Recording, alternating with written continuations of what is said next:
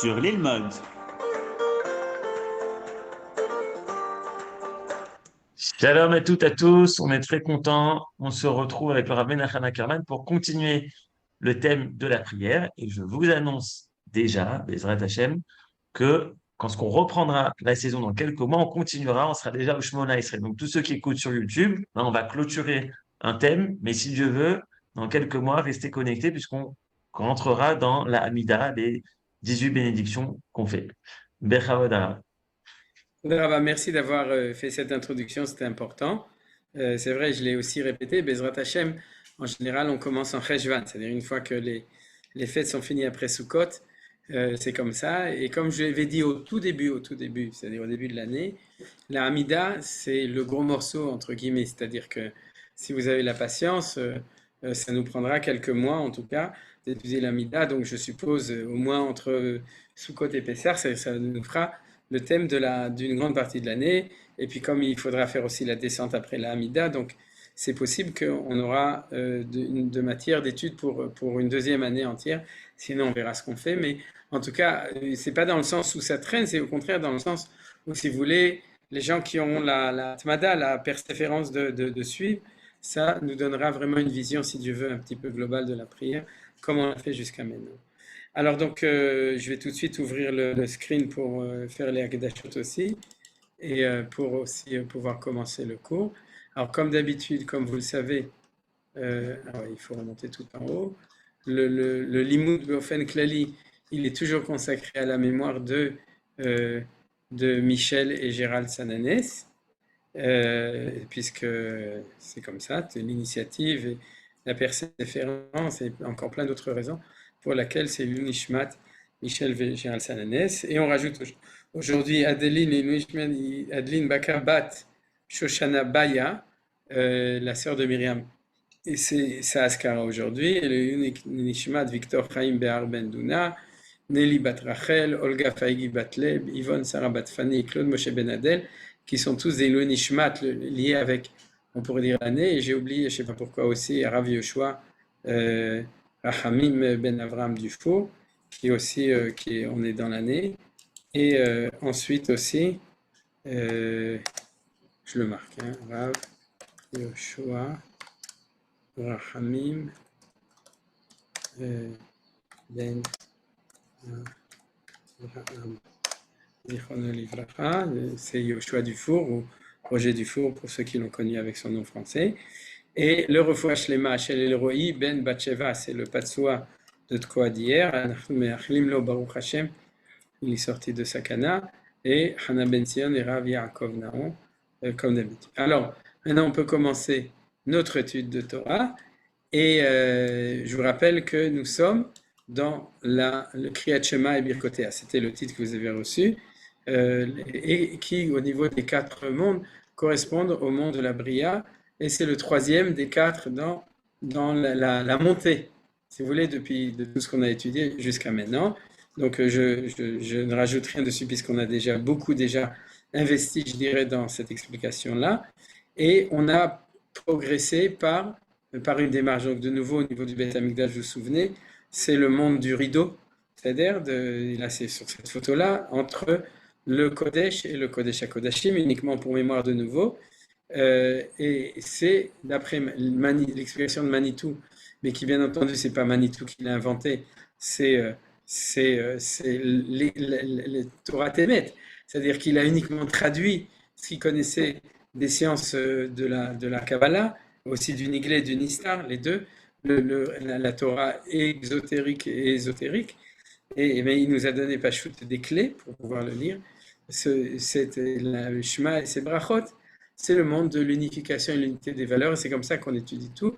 Et comme vous avez vu, vous vous souvenez, on travaille de manière des cercles concentriques. On a commencé par la première phrase du Shema, on a continué par le premier paragraphe du Shema, on a continué par les 3 paragraphes du Shema, et la semaine dernière, on est arrivé aux 3 bénédictions du Shema, qui enveloppe, et d'ailleurs, comme vous avez remarqué, tout marche toujours par 3 comme à l'armée. Les shlashot, akol, chalek le shlosha, puisque vous avez Shema Israël, Hashem Elokeinu, Hashem Echad, vous avez Bechol Avchof Nafshecha Bechol Modecha, vous avez les 3 paragraphes du schéma, Et ensuite, vous avez les trois berachot, les trois bénédictions du Shema dans lequel on est.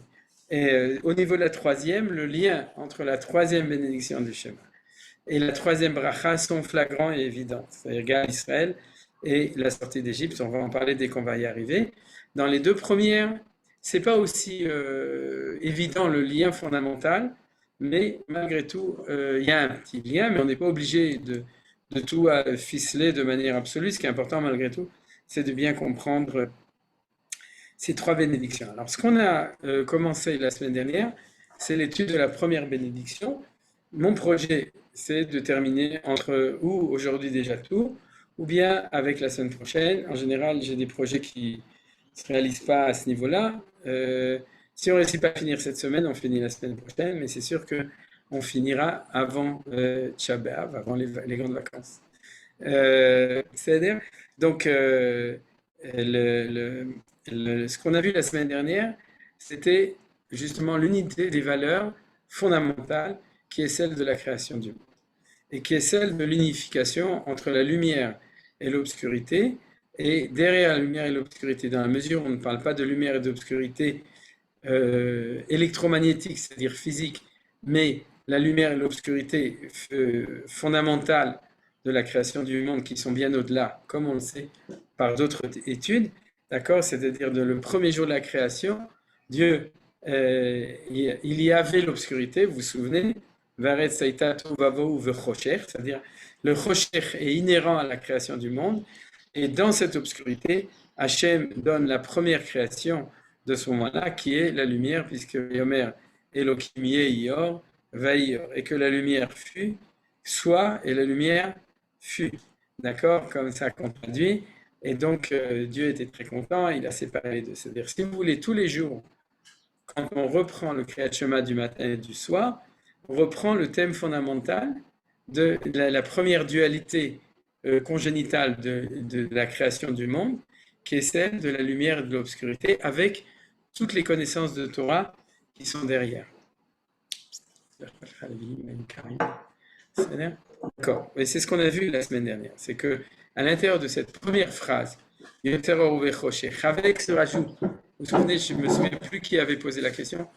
Je crois que c'était Annette, mais pourquoi il y a deux mots différents qui sont Yotzer ou Boré? En fait, on a vu qu'il y en avait quatre. Yotzer, Boré, Osé. Osé Shalom. D'accord, c'est le Osé. Et on retrouvait au-delà de la Hatzilut, c'est-à-dire dès qu'il y a la création, les trois termes des Olamot qui sont Beria, Yetzira et Asiya. Donc pour ceux qui étaient un peu crédules, qui croyaient que c'était des inventions des kabbalistes, vous voyez que ce n'est pas du tout des inventions des kabbalistes, c'est des choses qu'on dit tous les jours dans la tefila, quand on fait attention à ce qu'on dit. C'est-à-dire, et ce n'est pas seulement marqué dans la tefila, puisque je vous avais dit que la référence, c'est un verset de Jérémie, qui était Yotzer Or ou Vechosher, Ose Shalom ou Vorera. C'est pour ça que j'ai mis le mot Ra entre parenthèses, pour bien dire que c'était ça la définition des choses. Alors, reprenons depuis le début. En fin de compte, la première bracha va être la bracha de l'universel. C'est-à-dire la bracha qui est liée à la création du monde, comme la deuxième bracha va être la bracha du peuple juif et de la révélation. Je dirais, la première bracha, c'est qu'on s'occupe de prendre conscience de l'unité du monde grâce au fait que c'est Dieu, Akadosh Baruch Hu, qui est le créateur du monde. Et donc, puisque Hachem Echad, donc le monde est un, vous comprenez, si Dieu est un, le monde est un, on va s'occuper de la contemplation de l'unité de Dieu vue par, je dirais, par les scientifiques, c'est-à-dire par l'observateur du monde. On ne va pas s'occuper de l'unité du monde vue par la révélation au mont Sinaï du Aleph de Anochi. C'est-à-dire on est dans l'unification vue par le bête de Bereshit. Vous voyez la différence entre les deux, d'accord? Par contre, la deuxième bénédiction de Kriyat Shema va être celle de l'unité de Dieu vue par la révélation au peuple d'Israël. Le premier, c'est la vision cosmique.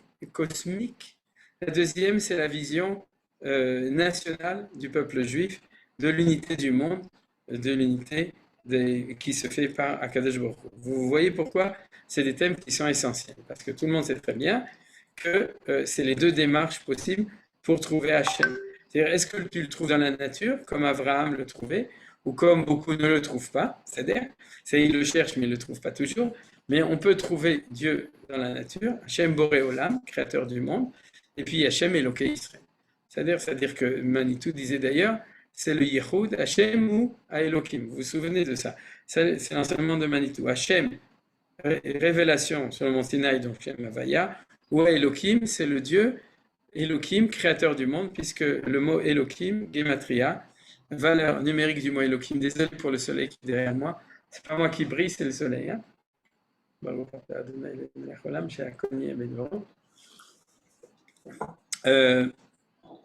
Elohim Gematria, vous vous souvenez ou non?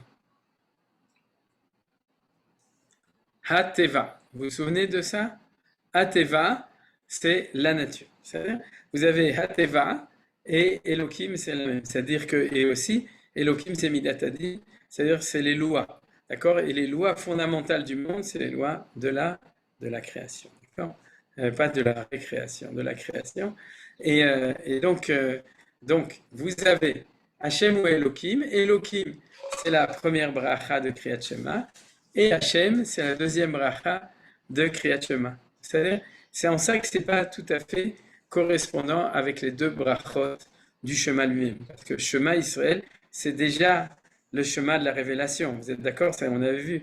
C'est la révélation, c'est-à-dire Dieu 1 qui s'est révélé, et ensuite Dieu 1 dans l'application, dans la vie des mitzvot, de l'histoire, etc., dans le deuxième paragraphe du Shema. Par contre, là, vous avez vraiment un vrai cours de théologie. C'est-à-dire, quand je suis dans la première bracha, je m'occupe de l'unité de Dieu telle qu'elle peut se voir dans le monde. Le monde, c'est le ciel et la terre. C'est-à-dire, le monde du ciel, c'est le monde des mondes spirituels, et le monde de la terre, c'est le monde de la nature, tel qu'il est vu dans la nature. Alors, n'oubliez pas que le monde entier est en dichotomie ou en refus d'une vérité spirituelle, c'est-à-dire le monde entier, ou en plurologie, c'est-à-dire, ou bien ils sont idolâtres, donc il y a des milliards de forces, ou bien ils sont, comment on appelle ça, athées. Et à ce moment-là, il n'y a pas de ciel, on pourrait dire, il n'y a que la terre. De nouveau, une terre plurielle avec toutes les forces, sans unité sur terre. Et s'il y a une unité, c'est l'unité de la nature. C'est-à-dire la nature fait bien les choses, etc. Mais cette unité, on en avait déjà parlé, que Einstein était le premier à révéler, l'unité de la matière sans Dieu, ça ne veut pas dire qu'on ne croit pas en Dieu, mais pour lui, il cherche l'unité dans le monde de la nature tel qu'il est. Et je vous avais déjà dit, c'est pour ça que Dieu l'a fait naître Einstein, parce que Stein, c'est une pierre, ça veut dire c'est la matière, la pierre c'est la matière la plus matière, la terre et la pierre, et Ein, zwei, drei, un, c'est celui qui a unifié toute la matière en tant que matière, mais que ce soit l'athée moderne, comme disait Manitou, ou l'idolâtre classique, d'accord, ils sont toujours dans une pluralité ou dans une unité extrêmement précoce. Mais ce que nous allons faire donc dans la première bracha du Shema, c'est qu'on va faire le yichud dans tout le monde de la nature. Et c'est pour ça que la référence, c'est le premier jour de la création. C'est les deux premières valeurs a priori de la révélation dans la nature, c'est la lumière et l'obscurité. C'est-à-dire c'est le or et le chocher, mais derrière le or et le chocher, vous avez le chaos et l'harmonie. L'harmonie, c'est le shalom, shlemut, qui est l'harmonie du tout, et hakol, c'est le chaos. C'est-à-dire le chaos, c'est ce qui n'est pas, shalom, c'est ok, et hakol, c'est le chaos. Ça dépend si on lit en hébreu ou en français, d'accord? C'est lit dans l'autre sens. Et le chaos, ça fait knock-out, ça nous écrase, alors que le ok, le shalom, ça nous construit au contraire, c'est-à-dire, et c'est pour ça que les chachamim, dans leur sensibilité à ne pas dire des gros mots comme le mot ra, ils ont mis à la place etakol. Mais vous avez ici la dialectique, c'est-à-dire de la lumière, de l'obscurité, de l'harmonie et du chaos. C'est-à-dire tout est là, mais tout est mélangé. D'ailleurs, comme vous avez cité la semaine dernière, au niveau physique, lorsque toutes les longueurs d'onde du prisme de la lumière sont chacun à sa place Et Ish, Kol Echad Yavo Al Mekomo Beshalom, c'est un verset de la Torah, lorsque chacun viendra à sa place Beshalom, c'est-à-dire chacun est à sa place, à ce moment-là, la lumière est une lumière blanche, c'est-à-dire une lumière, c'est le or. Et lorsque, au contraire, on prend et on mélange tout, on fait du melting pot, ça fait du potin, d'accord, c'est-à-dire on mélange tout, à ce moment-là, on a le noir, on a le rocher. Donc le or et le rocher, c'est aussi Shalom et Takol. Vous avez ça ici. Et on est dans le Kriyat Shema pour faire le yichud entre les deux. Et j'avais expliqué Alpi Asod, mais Alpi Manitou, que c'est aussi pour ça qu'il y a le mot de Yotzer et de Boré. Ouais, ça c'était le cours de la semaine dernière. Vous pouvez faire référence, si vous voulez, à la fin du cours, je peux reprendre. Et comme c'est des thèmes qu'on étudie très souvent, donc je pense que c'est ce que j'avais dit la semaine dernière était suffisant. Mais vous imaginez que c'est ça la bracha qu'on fait. Baruch ata Hashem Elokeinu melech haolam, et dans ce cas-là, le melech haolam, il est tout à fait pertinent. Oui, c'est le roi du monde. Yotzer or uvore chosher, ose shalom uvore et akol. Il y a un vav au milieu qui fait le yichud, l'unité entre les deux. C'est-à-dire, alors, après ça, on va, euh, on va dire d'abord une très jolie phrase. Bon, Amir Laaretz, c'est qu'on est dans le, si vous voulez, on est descendu des notions fondamentales aux notions de ce qu'on connaît, le nuit, la jour, le soleil, la lune, les étoiles, etc. C'est-à-dire ce qui est le sensible, le monde du sensible dans lequel on affirme l'unité du jour et de la nuit. Et vous vous souvenez que c'est pour ça qu'on avait dit que le moment optimal pour prier le matin et le soir, c'est au moment du passage entre la nuit et le jour et la nuit, pour faire le yichud au niveau du temps. Ça, c'était le chidouche de Manitou. C'est-à-dire, si le yichud est vrai, alors efforce-toi de le faire au bon moment.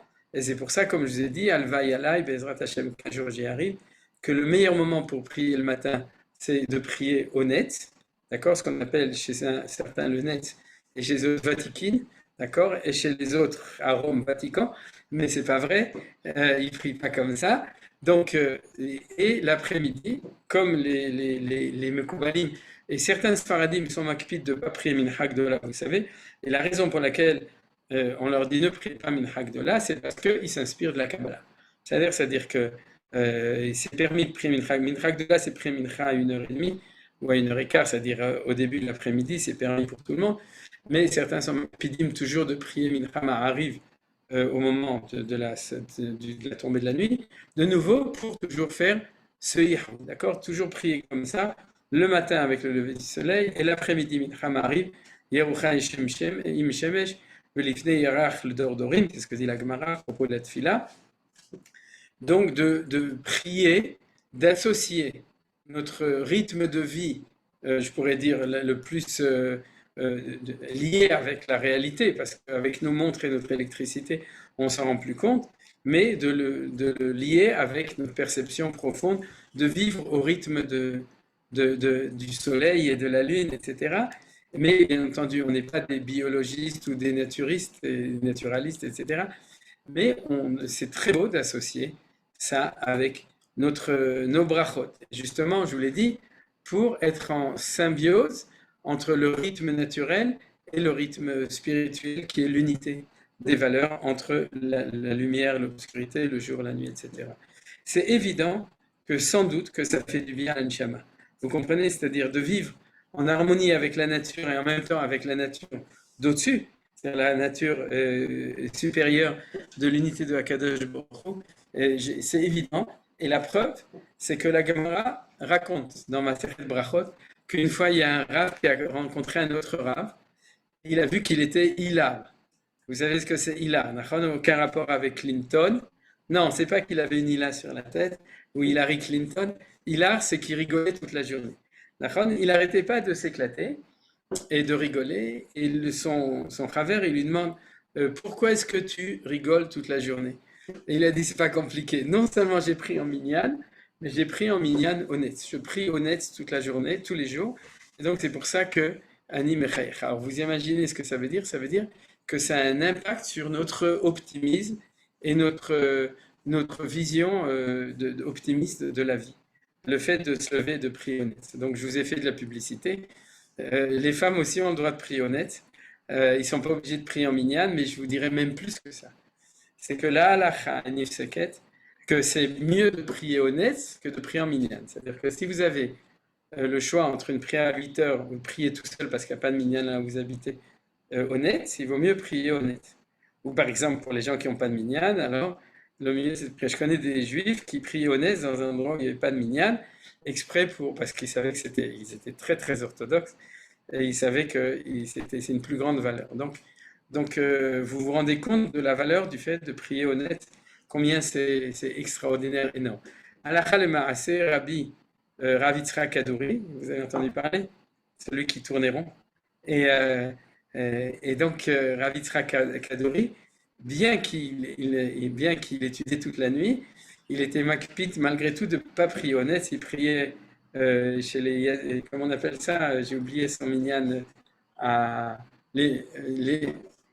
au Bukharim. Il avait son Beth Knesset au Bukharim. Il priait à 7 heures du matin pour prier avec son tzibour. Donc, et vous pouvez lui faire confiance en tant que grand Mekoubal qu'il avait ses raisons. Il y en a d'autres. Chez les Chassidim, c'est la même chose. C'est-à-dire, même si on se lève tôt et qu'on prie quand même avec le tzibour. Donc, ça se discute. Est-ce qu'il vaut mieux prier en tzibour ou est-ce qu'il vaut mieux prier honnête? Il y a, comme je l'ai dit, il y a les gens du tzibour et les honnêtes hommes, ceux qui préfèrent prier honnête. Mais c'est vous dire combien l'impact et l'importance d'une chose comme ça est extraordinaire. Comme je disais, même une femme, si elle se lève tôt, de toute façon vous levez tôt, alors pourquoi pas prier honnête, c'est la vérité. Pour les gens qui sont matinales et qui font leur là, même uniquement faire Shema et la Hamida, regardez les horaires et prier honnête. Le mieux de tout, c'est prier honnête avec une fenêtre ouverte et on voit le lever du soleil. Alors ça, c'est le top du top du top. Ça, c'est ou de prier en dehors dans la nature avec le net. C'est ce que je faisais quand j'étais à l'armée. Je prenais toujours mes chemirotes à l'heure du net. Comme ça, j'étais sur ma tour, je voyais les Égyptiens en face et le soleil de l'autre côté qui se levait pour pouvoir prier au net. Ça c'est le top de tout, quoi. À Matsada, vous savez, il y a des yanimes comme ça de prier au lever du soleil quand on voit le soleil qui se lève de l'autre côté du Jourdain. Ça, c'est le next le plus ultra. Voilà. Donc, on a abordé ce thème, et comme je vous ai dit, c'est à Meir l'Aaret, c'est-à-dire d'être en lien entre cette idée et puis le soleil qui se lève, ou la nuit, le soleil qui se couche, et la sortie des étoiles et de la lune, etc. Et là, il y a beaucoup plus que ça. Il y a le fait que Maaseh Bereshit, c'est une phrase très importante, Uvet nouveau, Merhadesh Bechol Yom Tamid Maaseh Bereshit. Et c'est une phrase qui est importante parce que regardez, elle apparaît de nouveau à la fin. C'est-à-dire lorsqu'on va s'approcher de la fin de cette très longue bracha, qui est la première bracha, donc on oublie un peu ce qu'on avait dit au début quand on arrive à la fin, et on dit de nouveau à Mechadesh Bechol Yom Tamid Maaseh Bereshit. Puisqu'elle apparaît deux fois dans l'introduction et dans la conclusion, j'en conclus que c'est une phrase centrale. Et qu'est-ce qu'elle dit cette phrase? C'est que le Maaseh Bereshit, c'est pas une fois dans l'histoire, c'est tous les jours qu'il y a Maaseh Bereshit. C'est-à-dire ce qu'on appelle le Mechadesh Betuvo. C'est-à-dire dans sa bonté, il est Mechadesh. Alors vous imaginez bien que si le Maaseh Bereshit, c'était uniquement le Maaseh Bereshit au niveau physique, il n'est pas renouvelé. Parce que tous les jours, la création ne se renouvelle pas au niveau physique. C'est-à-dire, on n'a pas un Big Bang tous les jours, Baruch Hashem. C'est-à-dire, sinon on s'éclaterait vraiment. C'est-à-dire avec le Big Bang, on serait pas là. C'est-à-dire, dans le monde de la nature, le monde ne se renouvelle pas tous les jours. Au contraire, il y a une espèce de permanence de la force d'inertie de ce qui a été créé pour les scientifiques des milliards d'années, pour nous, aussi d'une certaine manière de le lire, mais en tout cas, il y a aussi 5783 ans, etc. Mais au niveau de la spiritualité, il y a un chidouche tous les jours. C'est-à-dire que à d'autres niveaux, au niveau justement de ce qu'on a vu du Or, du Rocher, de tout le travail qui se fait dans le monde, du travail qui se fait dans le monde pour comment ça s'appelle, pour construire le monde a une permanence, mais il a une reconstruction tous les jours. Je dirais plus que ça, s'il n'avait pas, on ne devrait pas prier tous les jours. C'est-à-dire que s'il n'y avait pas tous les jours, je dirais dans une phrase poétique, si on ne reconstruisait pas le monde tous les jours, on n'aurait pas besoin de prier tous les jours. Et à un certain niveau, tous les jours, le monde se reconstruit. Le monde se détruit la nuit, d'accord? Et c'est pour ça qu'on avait étudié toutes les notions de Netilat Yadayim, de reconstruire, etc. Et puis on reconstruit le monde tous les jours, chacun à son niveau, et puis le peuple juif dans l'entier, et puis Akadosh Baruch Hu avec toutes ses forces là-haut, de manière générale. Et puis ce qui se construit tous les mondes, le Maaseh Bereshit, alors tous les jours, on recommence à faire des Yichudim. C'est-à-dire on fait des Yichudim, des unifications de la lumière, de l'obscurité, etc. Vous savez, vous comprenez? D'accord? Il y a tous les jours des choses à faire. Je pense maintenant à l'ébullition de ce qui se passe en Israël avec toutes les manifestations et ces tensions entre des lumières et des obscurités. C'est-à-dire, il y a des lumières, il y a des obscurités, il y a des obscurantistes, et puis il y a des gens qui amènent la lumière, et puis du côté de la lumière, il y a de l'obscurité, du côté de l'obscurité, il y a de la lumière. Vous savez très bien pour moi, et pour la plupart de nous, j'imagine qu'ils sont ici dans ce cours, où se trouve la lumière et où se trouve l'obscurité. C'est-à-dire, alors que ceux qui parlent de lumière sont du côté du Rocher, souvent, c'est-à-dire, mais en tout cas, eux aussi, ils ont leur petite lumière à amener, Bezrat Hashem. Mais en tout cas, tous les jours, il faut recommencer à reconstruire tout ça, pour nous à l'intérieur et à l'extérieur. Et c'est ce qui a marqué ici, Mehadesh, Bechol Yom Betuvo, Maaseh Bereshit. C'est-à-dire que c'est ça qu'on fait dans notre fila, on recommence à dire, mais alors, comment on fait, pourquoi il y a tout ça, etc. Et pourquoi il y a toutes ces choses-là. Mais au niveau cosmique, au niveau général, il y a comme ça. Maintenant, il faut savoir que ceux qui ont poussé au bout cette phrase-là, c'est la chassidoute. On l'avait déjà étudié dans d'autres occasions il y a quelques années. C'est-à-dire que la pensée qu'il n'y a pas de permanence, ce qu'on croit voir comme la permanence du monde physique, il y a un monde qui s'appelle immuable, que ce qu'il y a, c'est ce qu'il y aura, et que le mouvement des étoiles est permanent, etc. Tout ça, même si aujourd'hui dans la physique moderne, on sait que les étoiles naissent, vivent et meurent, etc., mais il y a quand même une espèce de grande stabilité, surtout si on prend quelques milliers d'années, comme aujourd'hui, c'est-à-dire depuis le moment où on compte, c'est-à-dire l'entrée du Shabbat de la création, où il y a 6783 ans jusqu'à aujourd'hui, une espèce de la Terre est plate et le monde est immuable, etc. C'est une grande stabilité qui est essentielle au monde, mais dans la chassidoute, on dit qu'il y a un chidouche permanent. C'est-à-dire que c'est uniquement une achizatenaïm, c'est, comme on dit en bon français, c'est achizatenaïm, c'est une illusion. L'optique. Une illusion d'optique, c'est un mirage. C'est-à-dire de croire que le monde. En fait, je vous avais déjà donné cette image pour bien le comprendre. C'est l'image de notre époque quand au cinéma Paradisio, pour ceux qui se souviennent. C'est qu'en fait, ce qui avait l'air d'être une image constante sur l'écran, c'était 24 petites images par seconde. Vous vous souvenez? Et ça marchait comme ça. Et ça donnait l'impression. Mais en fait, il n'y a pas de constante. Il y a une fois toutes les 24 fois par seconde, une autre image, et c'est cette image un peu dans la chassidoute du Mechadesh, c'est que à chaque instant, il y a une recréation. Alors, ceux qui ne sont pas dans la chassidoute ne sont pas d'accord avec ça, mais ceci dit, ils pensent que le monde de la matière a une constance véritable, que Dieu a créé et a voulu créer comme ça. Même Manitou, il est plus dans ce sens-là, c'est-à-dire de la constance du monde de la matière telle qu'elle est. Mais on affirme malgré tout, c'est-à-dire il ne faut pas oublier que même si on observe la nature et qu'on est content de voir qu'il y a une nature avec une certaine constance, la plus grande constance, c'est la nature dans le ciel, d'accord? Parce qu'ici dans le monde de la Terre, tout bouge et tout change tout le temps, mais le mouvement des étoiles, les luminaires, sont la référence à la constance de la création de Akadosh Baruch Hu. Mais il n'empêche qu'on dit 2 fois dans la bracha, Mehadesh betuvo bechol yom tamid. C'est-à-dire qu'il y a un renouvellement constant, et grâce à ce renouvellement, le monde n'est pas voué au tragique de cette constance immuable qui empêche de pouvoir faire avancer le monde. Vous vous souvenez, Manitou parlait toujours de la tragédie grecque. Vous vous souvenez de ça? La tragédie grecque, elle est due au fait qu'il ne croit pas que dans le monde d'ici, quelque chose peut sortir de la constance absolue de ce qui est vu dans le monde de la matière, c'est-à-dire du mouvement des astres, etc., et les lois de la nature. Il n'y a pas quelque chose qui va nous permettre de faire avancer. Or, ce qu'on dit dans cette bracha du Yichud, c'est qu'on dit qu'il y a quelque chose qui fait avancer, et c'est le tov, c'est ça le bien. Parce que le monde qui est immuable, c'est un monde qui est maudit.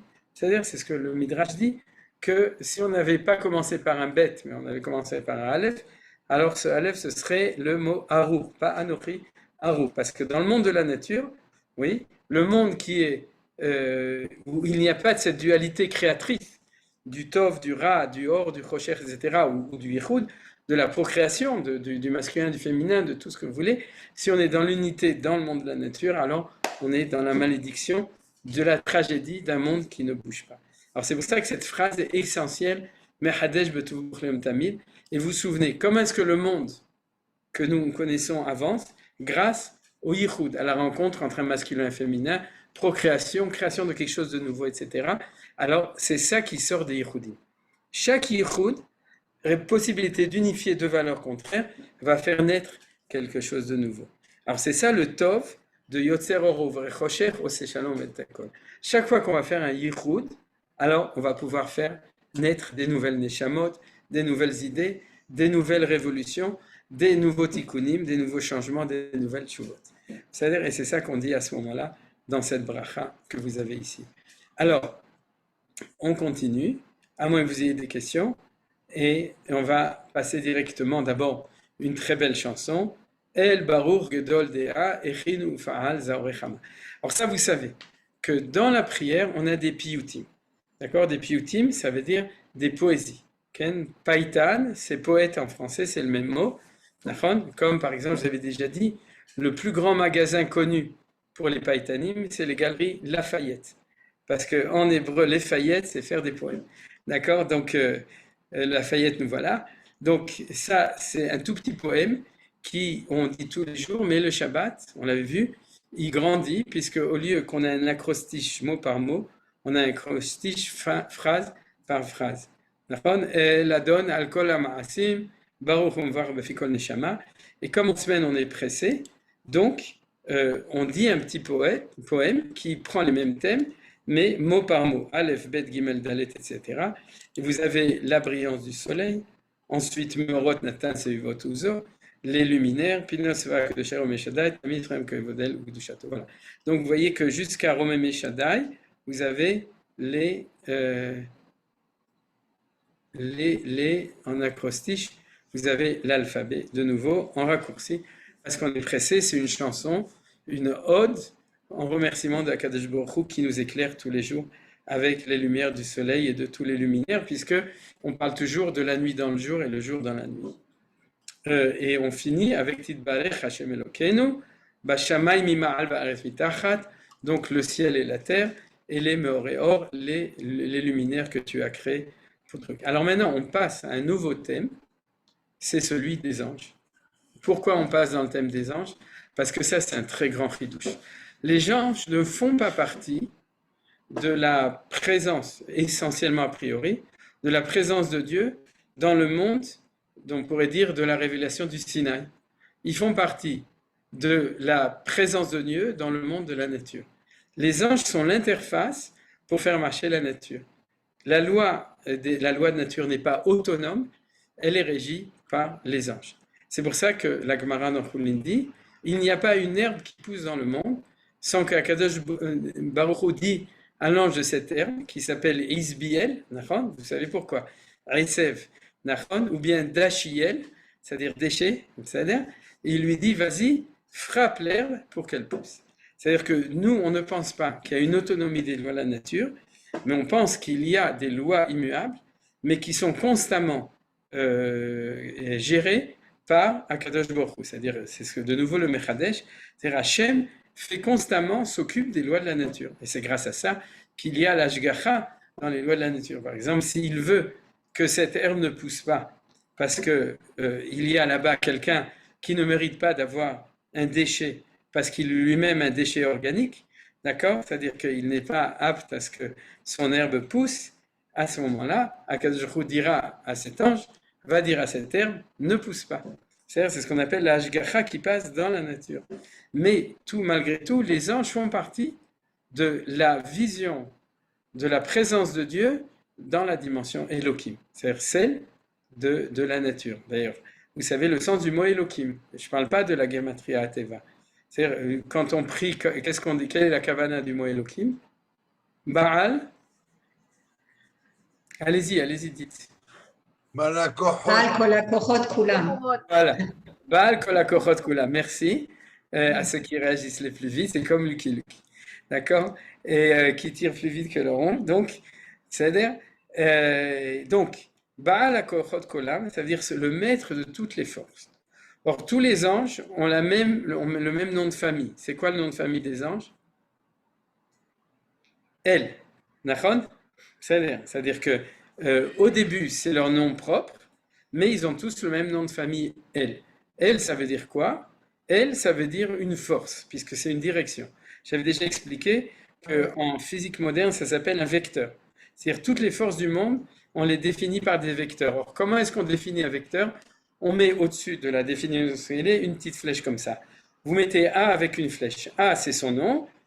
Là-haut, c'est la flèche. En hébreu, on appelle ça A-L. Vous avez compris? C'est-à-dire c'est l'ange du A. Et donc, Baal HaKochot Kulam, c'est le maître de toutes les anges, toutes les forces. C'est pour ça que c'est un nom pluriel.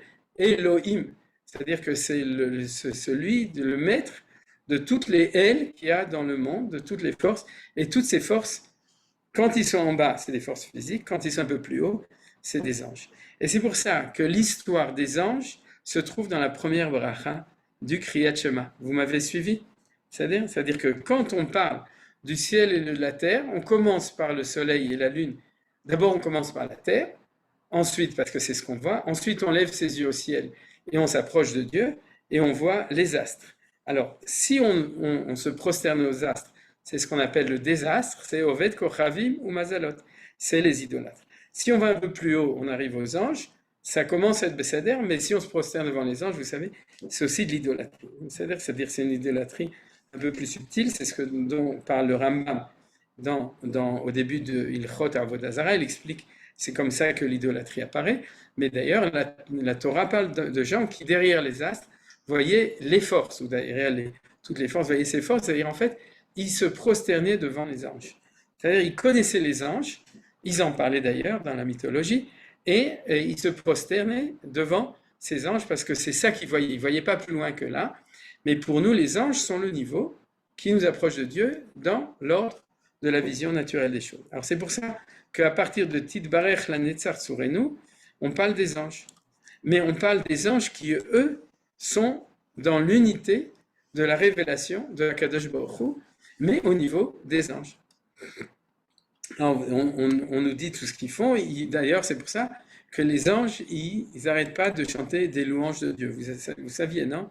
C'est-à-dire que chaque fois qu'on parle des anges dans les paroles de Chazal, dans cette prière, dans les Midrashim, etc., on parle du fait que les anges, ils passent leur temps dans des kululumel, c'est-à-dire ils chantent toute la journée la louange de Dieu. Vous vous souvenez par exemple de l'ange de Ésaü, au moment où Yaakov a réussi à dire on les a eus, d'accord, il a réussi à vaincre l'ange de Esav, il lui a dit il faut que tu me renvoies. Pourquoi?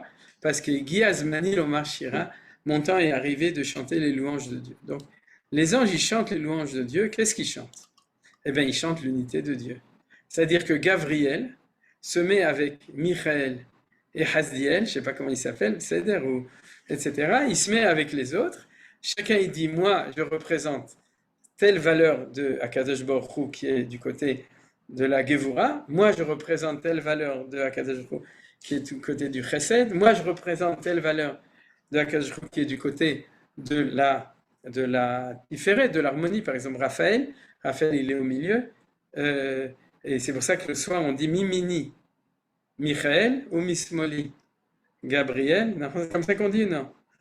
Ou Fana et Raphaël, mais Achorai. Non, comme on dit, Mimini, Michael, Mismoli, Gabriel, Milfana et Uriel, Machorai et Raphaël. Ouais, c'est Aroshenu Shrinatel, c'est le chapeau qui unifie tout le monde. Mais donc vous avez compris, Michael il est à droite, d'accord, Gabriel il est à gauche, Uriel et Raphaël ils sont au milieu, et puis c'est comme ça que les anges ils chantent à Kadosh Baruch Hu. C'est-à-dire, en fait, ils font un vrai concert. La première voix, la deuxième voix, la troisième voix, ou les différents instruments. Il y a des instruments qui sont du côté de la Gvura, des instruments du côté du Chesed, des instruments du côté de Tiferet. D'ailleurs, je pense à ça, que c'est incroyable. Mais dans la musique occidentale, c'est la musique, je dirais, de Do, Ré, Mi, Fa, Sol, La, Si, Do, un accord parfait, c'est un accord avec 3 notes. La première, la tierce et la quinte. Et sinon, c'est pas harmonieux. Donc, l'harmonie, la tiferet, c'est avec 3 notes. Yamin, Smol, Emtsa, de nouveau. On est où Hagat, Chesed, Gvura, Tiferet. J'avais jamais pensé à ça jusqu'à maintenant. Alors donc, c'est ça qu'on raconte sur les anges. Et les anges, c'est pour ça qu'on nous dit, regardez comme ça. On a ici Kulam Auvim, Kulam Beurim, Kulam Giborim, Aleph, Bet, Gimel. Donc on va arriver tout le temps à la guerre de 3. Ben, c'est pas la guerre, mais on va arriver à 3, comme Rachid. D'ailleurs, lui aussi, il était dans l'harmonie, puisqu'il était à 3. Et donc, Auvim, Beurim, Giborim, et du coup, Kulam Kedoshim. Parce que vous vous souvenez que Manitou nous disait toujours que la Kedusha apparaît lorsqu'on est dans l'unité des valeurs. Et l'unité des valeurs, c'est toujours l'unité fondamentale, c'est 1, 2 et l'harmonie entre les deux. Le troisième, Akatu, Vashlishi, Shiachia Benem. Donc une fois qu'on a dit Aovim, Beurim, Giborim, on est dans Kedoshim, on est dans la Kedusha. Vechulam aussi, Maovira, Rotson Kolam, c'est-à-dire, et après on dit Be'ava, c'est-à-dire qu'ils sont en même temps dans la crainte et en même temps dans l'amour, parce que le Yichud qui est bien, c'est Ava, Ira, on va le voir aussi tout à l'heure. D'accord, alors comme ça, donc ils chantent, vous voyez, Begdusha Uftara, ils chantent, Mevachim, Meshaprim, Farim, c'est-à-dire, en fait, ils louent Akadosh Baruch Hu. Mais comment ils louent Akadosh Baruch Hu? En faisant l'unité à leur niveau à eux de ces valeurs. C'est pour ça qu'il y a marqué Etchem Kel Akadosh Baruch Hu, Ael Amelech, Agadol, Agibor, Vanora Kadosh. Vous voyez, d'ailleurs, on se prépare déjà à prier la Hamida, puisqu'on va retrouver ce thème de Gadol, Gibor, Venora, Gadol, Chesed, Gibor, Gvura, Nora, Tiferet. On le verra quand on étudiera la Hamida l'année prochaine, Ezrat Hashem, 5784. Et donc, du coup, c'est normal que ce soit Kadosh ou. Alors, donc, on a Ava, Ira, Ema, et ils disent la Kedusha. Donc, on a la première fois qu'il y a une Kedusha dans la Tefila. Combien il y a de Kedushot dans la Tefila? 3, très bien, Aaron. Chazak ou Baruch. Il y en a une où quand on monte, c'est celle des anges. Il y en a une quand on est dans la Hamida, c'est celle des Juifs. Il y en a une quand on descend de nouveau au Valet Zion, au même niveau que celle, au même niveau dans la descente de la Bria, que celle quand on monte. Donc c'est une vraie signe de la pyramide. Il y a Bria, Atzilut, Beria. On le verra quand on arrivera à ce moment-là. C'est celle de Uval et Zion. Alors on verra l'évolution de ces 3 Kedushot. C'est-à-dire, mais là on a très bien compris. Dans la mesure où de dire Kadosh, Kadosh, Kadosh, c'est de réussir, et on l'étudiera beaucoup plus profondément, Bezrat Hashem, quand on arrivera à la Hamida, c'est de réussir l'unité, et c'est marqué clairement dans une Gemara de Maseret Roulin Perek Naché. Donc ici, on est en train d'affirmer cette unité. Kadosh, Kadosh, Kadosh, c'est l'unité des valeurs droite, gauche et milieu absolu. Donc on est dans le Yichud des anges. Eux, ils réussissent à le faire tout le temps, tous les jours. Nous, on ne réussit pas si facilement. C'est très difficile de faire des Yichudim. Mais eux, ils sont dans le monde de Yichud. Il y a l'ange de droite, l'ange de gauche, l'ange du milieu. Il y en a plein qui sont de ce côté, de ce côté, de ce côté-là. Et puis, ils savent, chacun connaît son rôle et ils le font. Mais là, vous voyez qu'il n'y a pas la troisième phrase. Pourquoi il n'y a pas la troisième phrase, à votre avis? Imloch ou Hashem Imloch l'Olam Vaed, celle qu'on dit dans la Kedusha de la Hamida. Quelle est la troisième phrase qu'on dit? Imloch Hashem L'Olam Elokaïr Tzion. Où est-ce qu'on voit l'unité à Tzion? C'est chez les anges?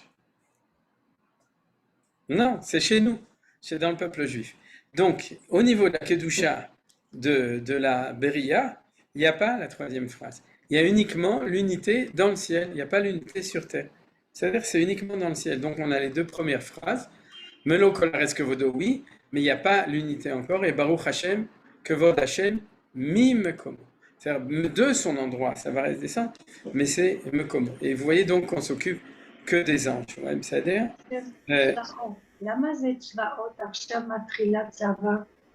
Ah, parce que les anges, ils sont organisés en armée. C'est quoi Ah, une c'est ça. C'est quoi une armée? C'est un truc où ceux qui font ne font pas ce qu'ils veulent, ils n'ont pas de Bechira, et chacun exactement c'est son rôle, et c'est l'ensemble de tous et l'harmonie. Et eh bien, c'est exactement ce qui se passe chez les anges. Les anges ne sont pas la créature la plus réussie de Dieu, c'est l'homme qui est la créature la plus réussie de Dieu, c'est des choses qui sont connues. Les anges sont des soldats de Hakadosh Baruch Hu. C'est-à-dire ils n'ont pas de liberté, et c'est pour ça que le mot malach a un féminin. Comment s'appelle le féminin de malach? Quoi? Malka. Non, melacha, melacha. Melacha. C'est un ange, c'est un shaliach. Malach, c'est un shaliach. Mishlach Yaakov malachim. C'est-à-dire son rôle, c'est uniquement d'être un intermédiaire pour faire ce qu'il a à faire. C'est pour ça qu'ils font partie des lois immuables des choses, c'est-à-dire que son rôle, c'est ou bien de faire descendre, ou bien de faire remonter, de réaliser les choses. C'est-à-dire, donc il fait une melacha. L'ange, il fait une melacha, c'est un malach. Et donc, on a compris, on continue. Donc, en fait, regardez,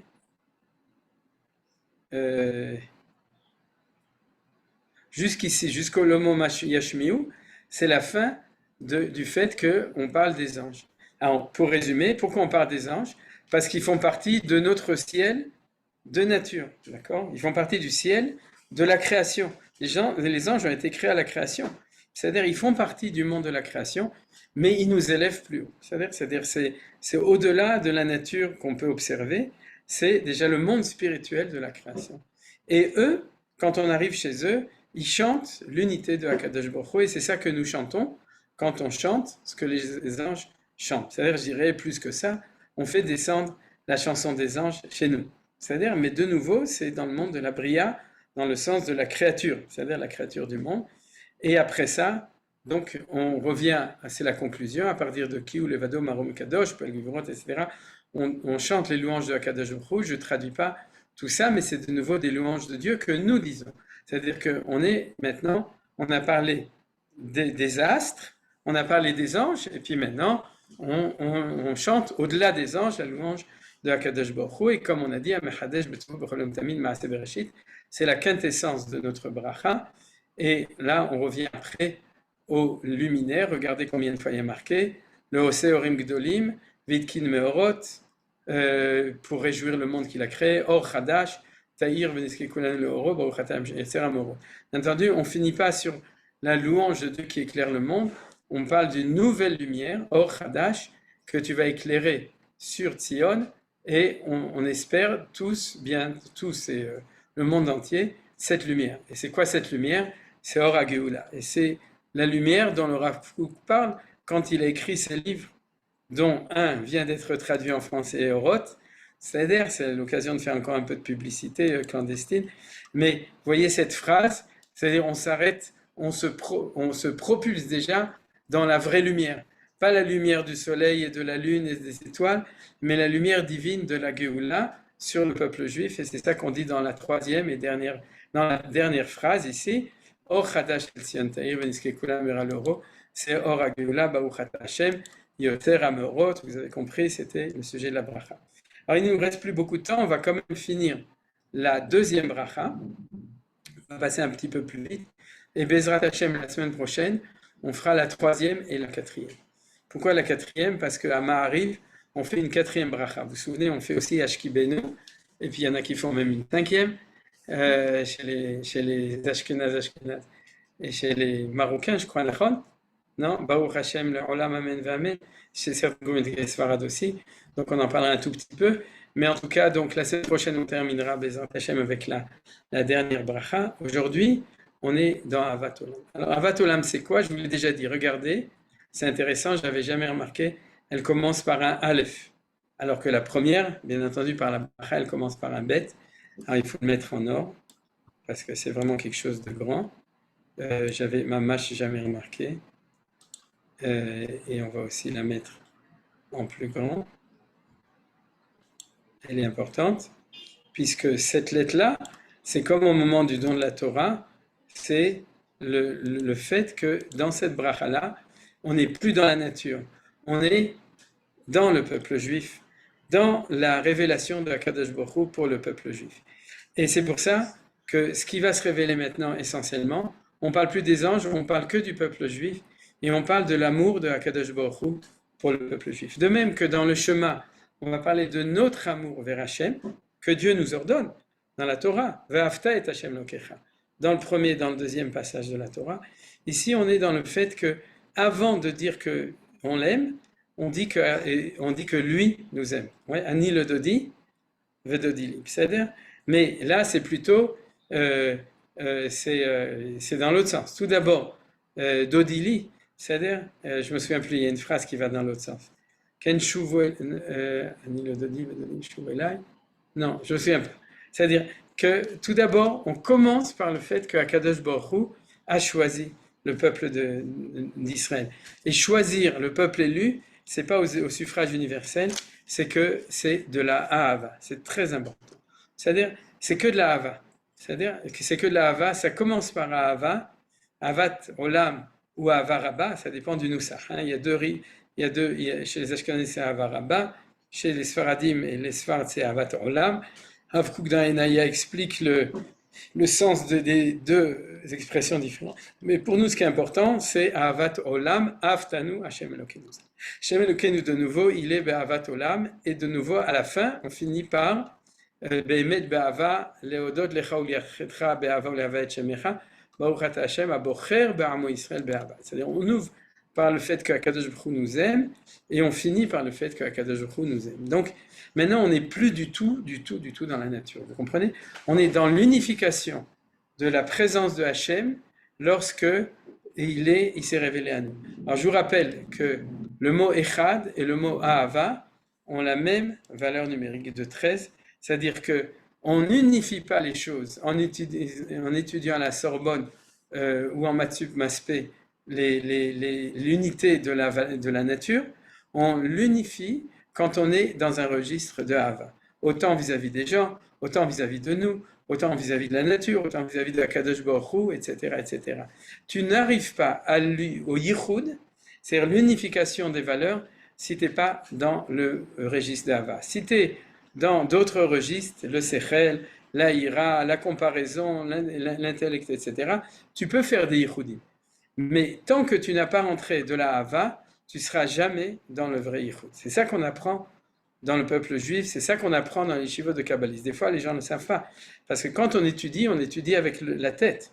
Et on fait toutes sortes de travail d'unification au niveau du sechel. Et c'est vrai. Mais tant que tu n'auras pas rentré dans ton avodat Hashem, la Hava, tu n'arriveras jamais au vrai Yichud. C'est-à-dire, c'est ça qui est marqué ici. Et c'est ça qui est important. Vous vous souvenez pourquoi c'est important de le dire cette semaine? Parce que je vous rappelle que les Juifs du deuxième temple, ils allaient tous à la Sina. Vous saviez ou non? Ils priaient beaucoup. Ils allaient à la Sina, sauf qu'ils avaient oublié de mettre le mot Gog après, et ils étaient dans la Sina Chinam. Et donc, c'est pour ça que le Tikkun, c'est de se souvenir, avec toutes les formules. Comme Manitou. Quoi? Qu'est-ce que tu dis, Annette? Vous faites des jeux de mots comme Manitou, tout le temps. C'est super, j'adore. Merci. La vérité, c'est que Manitou, il maniait ça encore plus que moi. Il maniait tout et moi, j'essaye un peu. Et donc, Veseder. On revient à ça. C'est assourd de dire je vais à la Sina, d'accord? Tous les jeunes ils disent comme ça. Il faut dire je vais à la synagogue ou plutôt au Beth Knesset. Mais parce que vous savez ce que ça veut dire Knesset? C'est pas la maison de prière, c'est la maison du rassemblement. L'iknos, l'erkenos et kol hayudim. Donc, c'est là qu'on doit faire la avodat azot. Alors donc, avat olam aftanu Hashem Elokeinu, et c'est pour ça que dans toute cette file-là, on va parler de ce que Akadosh Baruch Hu nous a donné. Alors regardez, c'est pour ça que la plus grande phrase de ça, c'est Avinu Avarachaman. Amrachem rachem alenu, veten belibenu bina, donc donne-nous la bina, להבין ולהשכיל, לשמוע, ללמוד ולמד, לשמוע ולעשות ולקיים כל דברי תלמוד תורתך באהבה. De nouveau, il y a le mot ahava, mais ce qui est important ici, c'est qu'on prie pour étudier la Torah. Pourquoi? Parce que c'est ça. Ce que Dieu nous a donné, c'est la Torah. Et c'est une des plus belles philotes, bien entendu, vous le savez, c'est quoi? De comprendre, d'écouter, d'apprendre, enseigner de faire, de réussir à faire et d'accomplir toute le Divrei Torah. C'est tellement magnifique cette phrase qui passe tous les processus de ce que c'est la Torah. C'est-à-dire, c'est pas uniquement d'apprendre, c'est aussi de comprendre, et dans tous les sens, la bina, le sechel, la shmiya, l'ilmod, et ensuite aussi, c'est pas suffisant d'apprendre, il faut aussi enseigner, d'accord? Toute personne qui apprend la Torah a une mitzvah d'enseigner la Torah. Personne n'est pas tour d'enseigner la Torah. C'est-à-dire que ce soit à ses enfants, que ce soit à ses amis, à ses voisins, à ses conjoints, etc. Il faut tout le temps l'ilmod ou le lamed, et après tous les niveaux d'accomplir la Torah. C'est-à-dire, ça c'est la plus belle bracha. Elle est tellement belle que la halakha elle dit que quelqu'un qui a pas fait Birkat Torah, il peut être yotzé du Birkat Torah en disant cette phrase-là. C'est-à-dire cette phrase, c'est une sorte de Birkat Torah. C'est-à-dire c'est la définition de ce que c'est que la Torah. Et la Torah, c'est ce que Dieu il nous a donné. Donc c'est ça l'essentiel de Ahavat Olam. C'est-à-dire, bien entendu, avec toute la Hava, et on finit par Va'er enenu beTorah Techa. Parce qu'après avoir tellement étudié, on a besoin un peu de Sa'ere, n'est-ce pas, Annette? C'est pour ça qu'on dit Va'er enenu beTorah Techa. C'est que notre Torah soit un petit peu plus aérée. Et donc, et Vedabek libenu b'mitzvot Techa, bien entendu, là, il y a ici la Torah, et les mitzvot, bien entendu, c'est toujours la même chose. C'est la Torah qu'on apprend et la Torah qu'on fait. Et c'est pour ça qu'il y a une phrase extraordinaire ici. Et là, on voit que ces brachot, c'est des yichudim. Veyached levavenu. C'est le seul endroit où le mot yichud apparaît. Et c'est normal que ça apparaît ici. Parce que ici, au moment de la révélation de Dieu pour le peuple juif et l'élection du peuple juif, c'est là qu'apparaît l'expression du vrai yichud. C'est là qu'on trouve le yichud. C'est difficile de le trouver dans la nature, même chez les anges. C'est tout à fait possible de le trouver dans la Torah. Parce que la Torah, elle est Torah Temet, elle est Torah Moshe, Torah Yaakov, qui sont dans la Tiferet. C'est là qu'on arrive à découvrir le yichud. Et quel est le yichud? Ahava ve'ira et shemecha. C'est-à-dire, le yichud pour l'homme, c'est le yichud entre la crainte et l'amour. Ahava, chesed, ira, gvura, mais c'est dans ce qu'on a à l'intérieur de nous. C'est le plus beau yichud, le plus magnifique, c'est yichud de Ahava ve'ira. D'être capable en même temps de prendre la conscience de l'importance, de la gravité, du sérieux de la Torah et de la Elokut, c'est la ira, et de prendre conscience combien tout ça, c'est du tov, c'est de la hava, c'est extraordinaire. Et donc cette phrase pour moi, si vous me demandez de toutes les brachot du Kriyat Shema, quelle est la phrase la plus importante pour moi, c'est cette phrase-là. Yachel levavenu, la hava ol yirat shemecha, et c'est logique qu'elle se trouve à cet endroit-là. Et donc il est 19h02, et on termine, comme il y a marqué ici, donc le Seder. Vous voyez que c'est de nouveau appareil. Le yichud be'ava le'avet shemecha. C'est-à-dire que c'est Bémet, ici tous les mots importants de yichud, Baruch Ata Hashem, Abocher B'amo Israël be'ava. Lorsqu'on arrive là pour terminer, qu'on a commencé par les astres, d'abord par la terre, les astres et les anges, et l'élection du peuple juif, et le chibour be'ava de Akadosh Baruch Hu avec le peuple juif, on est prêt pour prendre le chemin du chemin et de dire Shema Israël, Hashem Elokeinu, Hashem Echad. Voilà. Est-ce que vous avez des questions? Je vois que Nadine a des questions, elle n'ose pas. Une question. L'amour, c'est un sentiment personnel et ça ne se construit pas, ça vient spontanément. Ce que tu dis, c'est ce que disent les gens qui disent la foi, c'est un sentiment personnel. Ça ne se construit pas, ça vient spontanément. C'est-à-dire où tu as de la foi, où tu as des crises de foi, mais on ne peut rien faire. Quand on tombe amoureux, oui. Il y a tout dans l'amour. Il y a l'amour, on pourrait dire, de tomber amoureux, et c'est pour ça que ça s'appelle tomber, parce que tu n'as pas fait exprès. Tu t'es cassé la figure. Mais tu es tombé amoureux. Mais... Et comment est-ce qu'il avait dit? C'était qui avait dit l'amour a ses trucs et a ses raisons que la raison ignore. Des points. Je ne me souviens plus qui a dit ça. D'accord. Mais il faut savoir que c'est une définition de l'amour qui n'est pas juive. Pourquoi? Elle est vraie, mais elle est très partielle. Quelle est la définition de l'amour juive? La définition de l'amour juif, c'est la capacité de créer un lien entre deux êtres ou deux réalités différentes. C'est un lien. Un lien. Voilà, c'est un chibour, bediouk. Alors, l'amour conjugal d'Al-Khagab, tous les gens qui ont de l'expérience ou qui ont étudié ce sujet savent que l'amour conjugal, ça se construit et que Akadosh Baruch Hu, il nous a creusé la tombe amoureuse. C'est-à-dire que il nous a donné un énorme cadeau. C'est qu'on a quelque chose qu'on ne veut pas expliquer, qui fait qu'on est attiré par son conjoint avec qui on va se marier, Bezrat Hashem. D'accord?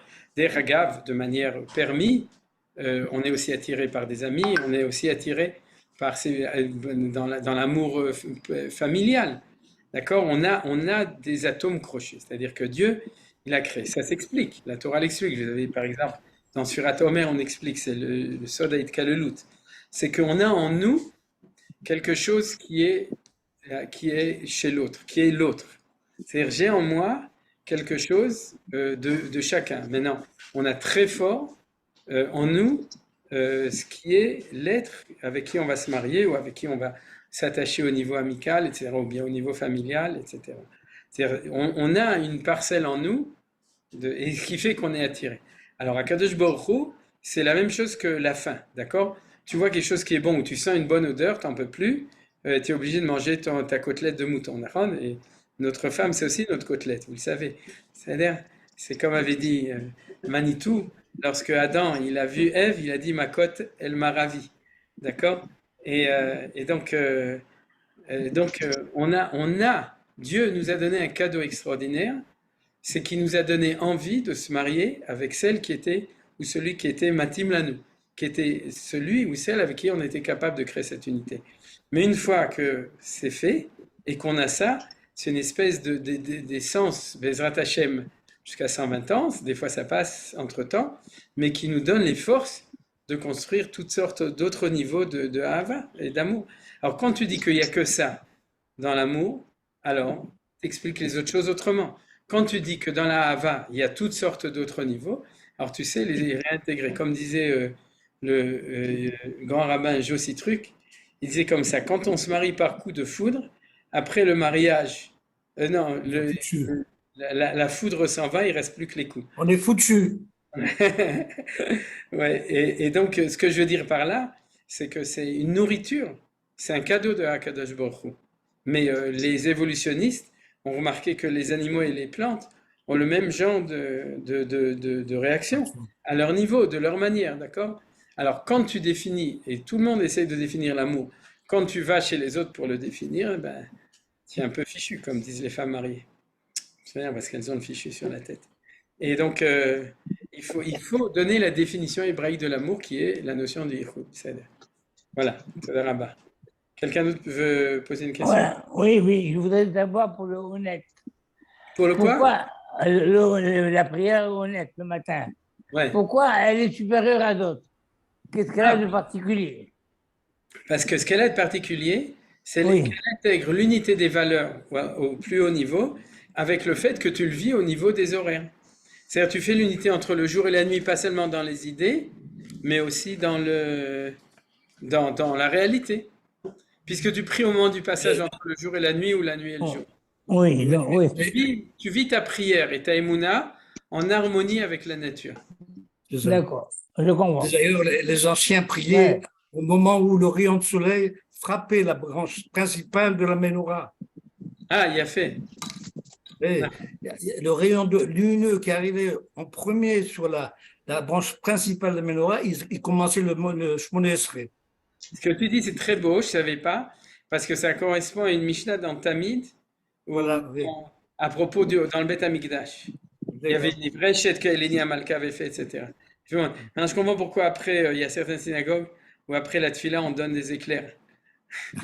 Au chocolat.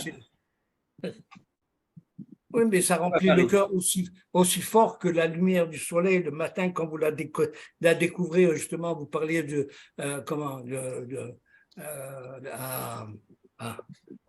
j'ai oublié. Dans le désert. Ah oui, à Matsada et tout, quand tu vois Matsada, j'ai oublié le mot. Je deviens vieux. Non, mais non, Yitzhak, non, tout va bien. Oui. Et justement, la lumière à l'horizontale du soleil faisait que justement le rayon réfléchissant devenait un rayon au retour. Comment on appelle ça? Le rayon incident, Le, elle réfléchit. le rayon incident et le rayon réfléchi. Ah, il a fait. Le rayon incident frappait le cerveau des orants, comme on dit en français, des gens qui prient. Et puis en retour, on commençait le Shmona Esrei. Il a fait mode, magnifique. Ça a l'air très très joli. Toda Rabba. Si vous voulez un tune avec la prière honnête sur les monts de Ever Erden, il y a un guide devant vous, c'est Johan, donc vous pouvez organiser, il n'y a pas de problème, il n'y a pas de problème. Moi, j'y vais dans une semaine avec des jeunes qui ont 18 ans. Tout celui qui veut, il vient. Mais c'est extraordinaire, hein, Nachon Johan. Tu pries à Metzada ou tu fais ça à Metzada? Mais, Ouais, à Masada, dans une semaine. Lundi prochain, je serai à Masada à 4 heures du matin Ouais, pour les premiers rayons du soleil. voilà. Bezrat Hashem. Donc, ils font aussi à Bellevoire. j'ai l'inverse. Moi, j'ai 81 ans. Alors, à 81 ans, c'est l'inverse de 18. Ouais. Chai, chai. Chai de Chaya. אתה לא נראה בן 81, ברוך השם. עוד יבונו, Moi, j'ai prié au NES pendant 20 ou 25 ans, je sais pas. ברוך השם, אשריך. Quelqu'un voulait encore dire quelque chose? Vous avez une Oui. explication sur la forme. Des fois, il y a Tit Barar ou Tit Kadash. Je voudrais sur cette forme. Et ensuite, j'avais lu, il me semble que c'est Madame Madou Lévila aussi, qui parlait à Hachem Sevaot.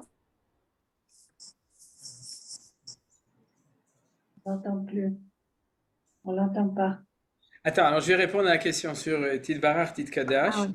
C'est que Oui. Manitou disait, mais en un mot, c'est la notion de la Kadosh Baruch Hu, c'est un ichud entre la Kedusha qui est du côté de la Ira et la Bracha qui est du côté de Hava. Non, c'est pour ça que les anges, ils sont plus dans la Kedusha parce que les anges, vu qu'ils représentent des lois immuables et qu'ils n'ont pas de la Bechira Chofshit, eux, ils sont plus Behema ou Veira. Tu verras toujours que les anges, ils sont du côté de Hema, Veira et qu'ils apparaissent dans la première, puisque le monde de la nature par rapport au monde de la révélation, c'est plus la ira que la hava, puisque c'est la gvura et la loi, puisque la truc. C'est pour ça que Havat Olam, c'est la deuxième. On pourrait dire, dans la théorie de la relativité, la première bracha, c'est la ira, la deuxième, c'est la hava, ou le premier, c'est la kedusha, et la deuxième, c'est la bracha. C'est-à-dire, j'ai dit ça en deux mots, c'est à réfléchir, mais il y a toujours du relatif, c'est-à-dire comme Hachem ou Elohim. Hachem, c'est chesed, et Elohim, c'est din. D'accord? La première bracha, c'est Elohim, la deuxième, c'est Havaya. Donc, c'est pour ça qu'il y a Kadosh et Baruch. Et chaque fois qu'on dit à Kadosh Baruch Hu Anachnu Ohavim Otra, on dit qu'on t'aime en tant que Kadosh et que Baruch, les deux ensemble. C'est-à-dire pas seulement Baruch pour tout ce qu'il fait de bien, ou pas seulement Kadosh pour tout ce qu'il fait dans sa rigueur ou dans notre rigueur religieuse. Ça a l'air. Top. Nadine, qu'est-ce que tu voulais demander? Non, je voulais pas demander, je voulais juste dire que j'avais entendu une fois une jolie explication du mot ira. Ouais. C'est pas la crainte de Dieu, c'est la crainte de le décevoir. C'est ça la ira. Il y a fait meut. C'est la ira taromemut. Parce que il y a deux ira, j'ai pas eu le temps de parler. Il y a ira teta, la ira d'en bas qui est ira traite, et la ira d'en haut qui est ira taromemut. C'est ce que tu as dit. C'est une définition. Et la seule crainte, possibilité de faire un vrai ichud, c'est entre la ira ilaha et la hava. C'est-à-dire que quand tu aimes quelqu'un, tu crains ce que tu as dit. Tu crains le décevoir, et il n'y a aucune contradiction entre hava et ira. Donc tu peux dire ve'ahed levavenu la hava l'ira. Tant que tu es dans la crainte que tu as peur de recevoir une claque, comme les jeunes, malheureusement, ou comme des vieux qui sont restés jeunes, à ce moment dans leur conception religieuse, alors tu n'arrives pas à concilier hava et ira. Tu dis le bon Dieu, il n'est pas si bon, et je fais parce que j'ai pas le choix, mais c'est pas, il est pas sympa, quoi, tu vois, ou je me sens pas proche de lui. Et il n'y a que quand tu arrives à ira ilaha, et c'est un travail de toute la vie pour le réussir partout, que tu arrives à pouvoir dire V'yahel vavenu la avolira et le sentir. Mamash. C'est-à-dire on appelle la crainte révérentielle. la quoi? La crainte révérentielle. Ah, yafé, ira ila. La ira teta, c'est quand tu te rends compte qu'il y a une hiérarchie. Ira reshi. C'est-à-dire. Ouais, il faut que je m'arrête. Donc, il y a encore une remarque, une question ou non? Ah, Johan, tu fais une petite musique? Je suis désolé, je suis obligé de sortir au milieu. Je vais écouter. Tu l'as prévu ou non? On va excuser c'est le père de Johan, c'est les Shvatim, vous connaissez, qui l'a fait. Alors, comme c'est celui-là qu'on a appris aujourd'hui, ceux qui ne veulent pas écouter, n'écoutent pas. Laquelle Baruch?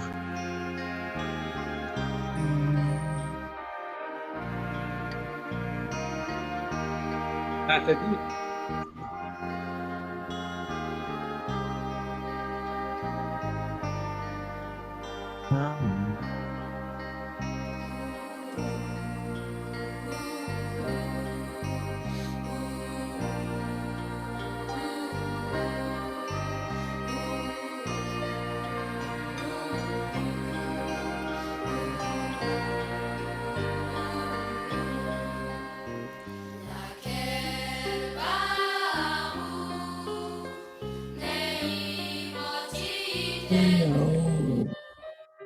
La mer.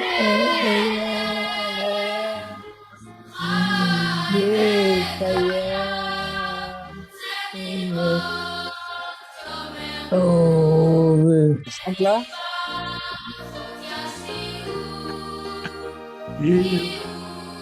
T'es dans les chanteurs, Yoann? T'es dans les chanteurs ou pas?